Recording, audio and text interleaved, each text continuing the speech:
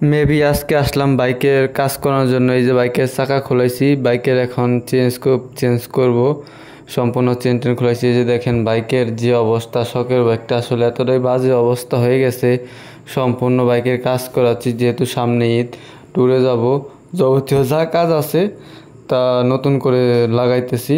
এই যে আসলে চেন স্ক্রুপটা চেঞ্জ করব পুরা সেটটাই। আসলে 35,000 কিলোমিটার রাইড করছি জিক্সার বাইকে, এটা ভাবা যায়। আমার চোখে এটা সেরা যে একটা চেইন স্কোপ দিয়ে 35,000 কিলোমিটার রাইড করছি, যেখানে 20,000 18,000 কিলো হলে চেঞ্জ করতে হয়। আর সাধারণত আমি এক হাতে বাইক চালাইছি, মেবি 35,000 কিলো চালাইছি, আমার লাইফের সেরা এটাই।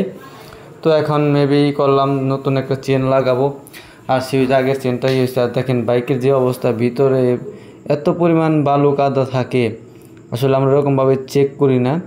দেখেন যে পরিমাণে কাদা জমে আছে, খুব খারাপ অবস্থা।